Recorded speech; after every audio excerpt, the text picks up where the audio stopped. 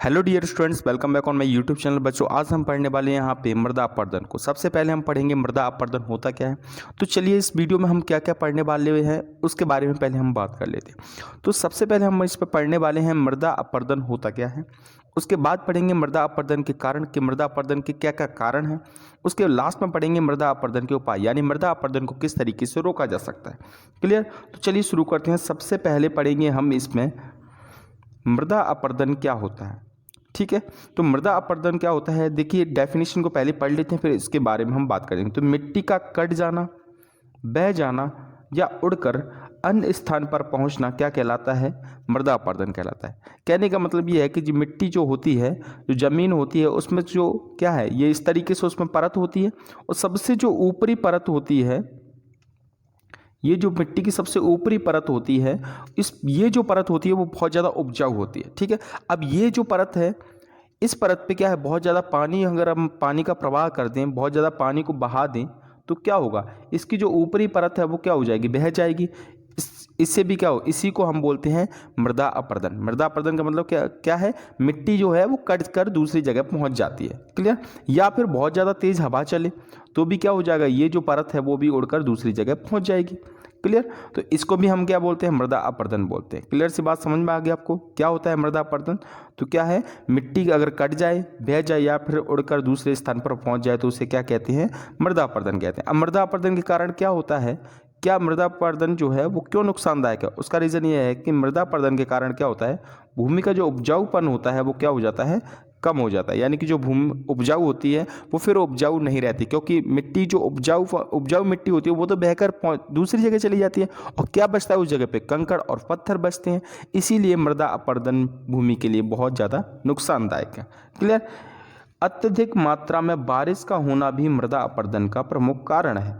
यानी बहुत ज़्यादा बारिश होती है तो आपको पता है बाढ़ आती है, नदियों का बहाव तेज हो जाता है, और जब नदियों का बहाव तेज हो जाता है तो मिट्टी क्या हो जाती है, कट जाती है। आपने देखा होगा खेतों में मिट्टी क्या हो जाती है, बारिश के दिनों में कट जाती है। तो ये भी इसी को बोलते हैं मृदा अपरदन।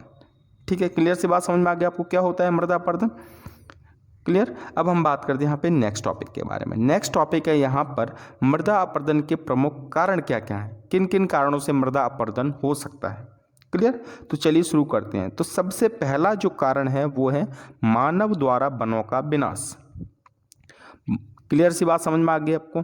तो क्या है, बढ़ती जनसंख्या के कारण आबादी के लिए, घर बनाने के लिए स्थान, आपको पता है जैसे जैसे जनसंख्या बढ़ती चली जा रही है और जगह की कमी उतनी होती चली जा रही है, तो लोग क्या कर रहे हैं, जो जंगल हैं उनको क्या कर रहे हैं, काट रहे हैं कि नहीं, वहाँ पे फैक्ट्रियाँ तैयार कर रहे हैं। क्लियर। और इमारती लकड़ी प्राप्त करने के उद्देश्य से मनुष्य वनों को काटना शुरू कर दिया। मनुष्य ने क्या कर दिया, वनों को काटना शुरू कर दिया, और अत्यधिक वनों की कटाई के कारण मृदा अपरदन होता है। क्लियर। तो पहला आपका पॉइंट ये है। तो मृदा अपरदन का पहला कारण क्या है, मनुष्य द्वारा वनों का विनाश। क्लियर से बात समझ में आ गई। सेकंड बात करते हैं, दूसरा है अत्यधिक मात्रा में पशुचारण। अत्यधिक मात्रा में पशुचारण क्या होता है, जैसे देखिए जो पशु जो होते हैं वो, जैसे ये मिट्टी है और इस पर घास उगी हुई है। ठीक है, और घास क्या है, इस मिट्टी को जकड़े हुए है। क्लियर। अब ज़्यादा से ज़्यादा पशु क्या करेंगे, जब इस घास को चरेंगे तो इसकी जो जड़ें हैं वो भी निकल जाएंगी, और जड़ें निकल जाएंगी तो मिट्टी की जो कसावट है वो क्या हो जाएगी, ढीली पड़ जाएगी। अगर यहाँ पे थोड़ा सा ही पानी बहा देंगे तो इसकी जो मिट्टी में जो है वो कटाव हो जाएगा, और मिट्टी बहकर दूसरी जगह पहुँच जाएगी, यानी कि मिट्टी का कटाव हो जाएगा। क्लियर सी बात समझ में आ गई। तो क्या है, पढ़ेंगे इसमें, पशुओं के द्वारा अत्यधिक घास चर लेने के कारण मिट्टी से जड़ों का आवरण हट जाता है, जिसके कारण क्या होता है, मृदा अपरदन होता है, यानी मिट्टी का कटाव होता है। क्लियर। और यहाँ पे तीसरा है पवन अपरदन। पवन अपरदन का मतलब ये है कि बहुत ज़्यादा तेज हवाएं चलती हैं तो भी क्या है, मिट्टी एक जगह से उड़कर दूसरी जगह पहुँच जाती है। जैसे आपने देखा होगा मरुस्थल जो बढ़ता है वो किसके कारण बढ़ता है, बहुत ज़्यादा तेज हवाएं चलती हैं तो क्या है, मिट्टी बह जाती है और सिर्फ रेत रेत बचता है। ठीक है, तो क्या है, अत्यधिक गति से पवन चलने के कारण ही मृदा अपरदन होता है।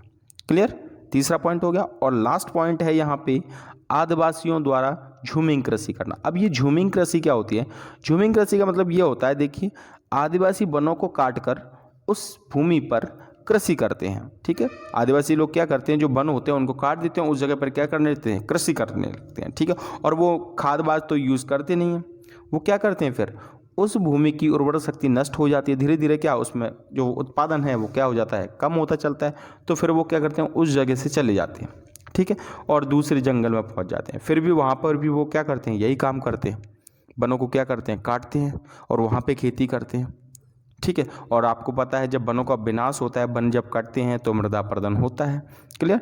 तो ये है, ये भी एक कारण है मृदा अपरदन का। तो वे उस भूमि को छोड़कर एक स्थान पर चले जाते हैं और वहाँ भी यही प्रक्रिया दोहराते हैं। क्लियर सी बात समझ में आ गया आपको क्या होता है ये।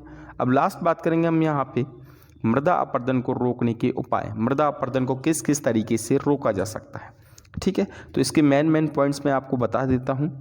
देखिए यहाँ पे आदि लिखा है, अधिक लिख लेना आप। अधिक वृक्ष लगाकर मृदा अपरदन को रोका जा सकता है। अगर हम वृक्षारोपण ज़्यादा से ज़्यादा करें तो मृदा अपरदन को रोका जा सकता है, क्लियर। दूसरा है वन क्षेत्रों, इसको आप वन लिख लेना।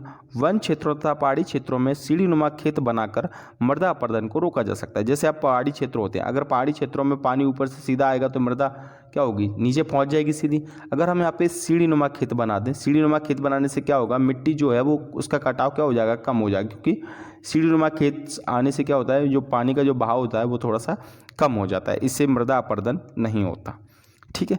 उसके बाद हम बात करेंगे तीसरे की, मरुस्थलीय क्षेत्रों में पेड़ लगाकर भी मृदा अपरदन को कम किया जा सकता है, क्लियर। और लास्ट है यहाँ पे फोर्थ पॉइंट है, बाढ़ संभावित क्षेत्रों में वृक्ष लगाकर भी मृदा अपरदन को काफ़ी हद तक कम किया जा सकता है। यानी कि ऐसा क्षेत्र जहाँ पे बाढ़ बहुत आती है उन क्षेत्रों में हम क्या कर दें, अधिक से अधिक वन लगाएं। उससे क्या होगा, मिट्टी का कटाव कम होगा, और मिट्टी का कटाव कम होगा तो मृदा अपरदन भी नहीं होगा।